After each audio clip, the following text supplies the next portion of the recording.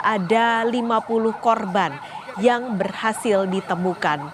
50 korban yang sudah berhasil ditemukan oleh tim SAR terdiri dari 20 warga Kabupaten Agam, lalu ada 22 warga Kabupaten Tanah Datar, 2 warga Kota Padang Panjang, 6 warga Kabupaten Padang Pariaman.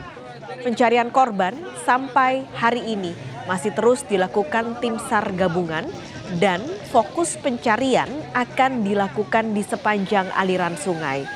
Hingga hari ini saudara, masih ada 19 korban lagi yang dinyatakan hilang.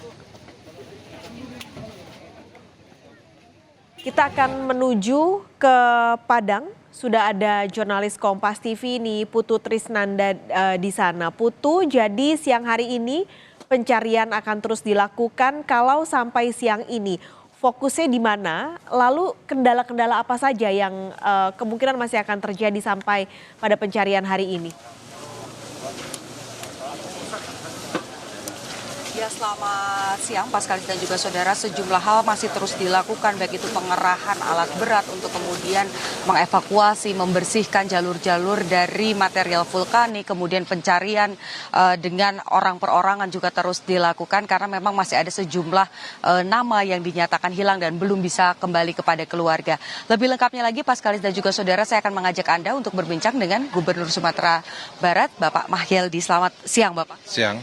Pak, kalau bicara soal banjir lahar di Sumatera Barat sendiri, sampai dengan hari ini bagaimana Pak? Berapa jumlah kerusakan yang kemudian sudah tercatat? Kemudian apa langkah dari provinsi sendiri untuk menanggulangi? Ya, untuk pertama kita ucapkan terima kasih kepada Kepala BNPB, Bapak Letnan Jenderal Suharyanto, dan kemudian juga Kepala BMKG, Ibu Dwi Korita, Profesor, dan kemudian juga dari Balai Jalan, kemudian juga dari Direktur PUPR juga hadir bersama kita pada ekspedisi Sumatera Barat dan kemudian juga banyak pihak-pihak yang hadir. Dan untuk saat sekarang ini kita memang sedang mendata ya, baik untuk korban jiwa dan kemudian juga kerusakan-kerusakan yang ada di masing-masing daerah. Seperti ini adalah di Pandai Sike ya, dan di kawasan ini ada lebih kurang 60-an rumah yang rusak ringan dan berat, kemudian juga yang belum bertemu ya ada 3 orang ya sekarang dalam pencarian, dan kemudian korban meninggal di sini ada 5 orang, dan mudah-mudahan sebagaimana pesan Pak Kepala BNPB ini harus dimaksimalkan untuk itu. Dan yang penting lagi sekarang inilah kita bagaimana untuk meminimalisir untuk korban selanjutnya. Kenapa? Karena potensi hujan itu masih ada dan besar, dan curah hujan dari sedang sampai ekstrim itu akan tetap ada. Itu makanya kita harus memetakan sekarang dari 2 gunung ini, Gunung Singgalang ya, ini pada Sike dan Gunung Singgalang, dan kemudian tadi di Batu Taba di Gunung Merapi yang juga tanah datar. Dan ini kita lihat potensi akan turun, akan muncul lagi. Nah, ini kita petakan, dan mudah-mudahan sehingga nanti daerah-daerah yang mungkin akan dilewati akan perlu kita antisipasi, mungkin dengan menggeser dan kemudian juga untuk mengamankan penduduk di sana. Seperti ini, ini tidak diperkirakan ya kejadian. Tapi setelah informasi di atas itu masih ada potensi, ada longsoran. Ini kan ada longsoran di atas. Ini yang kita perlu petakan secara lebih detail lagi sehingga kita bisa minimalisir dampak-dampak selanjutnya. Dan untuk Sumatera Barat sekarang ini korbannya itu sudah 50-an orang. Itu tersebar di Agam, kemudian Padang, dan kemudian juga di Tanah Datar. Nah, mudah-mudahan upaya-upaya kita ini sekarang menjalani lokasi-lokasi yang terdampak untuk kita lakukan antisipasi untuk ke depannya. Terakhir Pak, berarti kalau bicara soal relokasi, opsinya terbuka untuk warga yang sekiranya di jalur. Kalau daerahnya beresiko dan potensi longsoran masih besar, kemudian banjir juga masih besar, maka harus kita minimalisir korban-korban selanjutnya. Ini yang harus dilakukan, dan yang ada sekarang ini harus kita amankan, keperluan mereka harus kita maksimalkan. Oke, baik, terima kasih banyak Pak Mahyeldi atas waktunya untuk Kompas TV. Jadi saudara, tadi disampaikan bahwa memang sampai dengan saat ini angka ini masih terus berkembang karena memang proses pencarian ini masih terus dilakukan. Total sudah memakan korban jiwa sampai 50 orang, dan di satu titik saja ada lebih dari 60 rumah yang hancur, bukan hanya rusak tapi hancur, tidak bisa lagi ditinggali. Artinya opsi relokasi ini dibuka untuk warga-warga di wilayah terdampak. Jika memang diperlukan nanti akan kemudian dilakukan melakukan proses relokasi.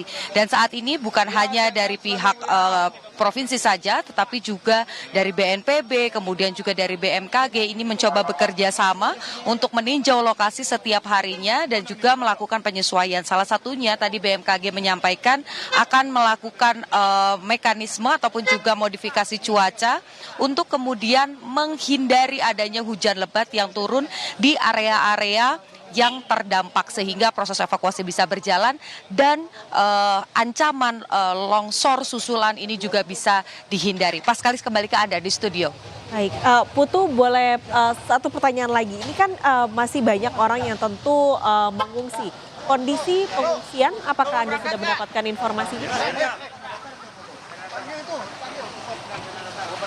Ya, sampai dengan saat ini memang beberapa ini masih mengungsi, tetapi kalau kita bicara soal di kawasan Sumber sendiri ini ada tradisi, kebanyakan dari mereka yang memang tadi saya sempat berdialog juga merasa trauma begitu, sehingga daripada berada di sekitar area rumah mereka yang sebetulnya sudah dinyatakan aman begitu, mereka lebih memilih untuk keluar ke daerah lain bersama dengan keluarganya, kemudian juga memulihkan diri dari trauma-trauma yang sudah dialami selama bencana lahar dingin ini melanda kawasan-kawasan tersebut. Tapi kalau kita bicara soal bagaimana situasi di posko, tentu saja baik itu kebutuhan sembako, kebutuhan alat mandi, kemudian kesehatan, ini semua coba dicukupi. Ada juga dana logistik yang di perwilayahnya ini juga jumlahnya berbeda, berkisar dari 150 juta sampai dengan 250 juta untuk kemudian digunakan sebagai biaya operasional di masing-masing daerah.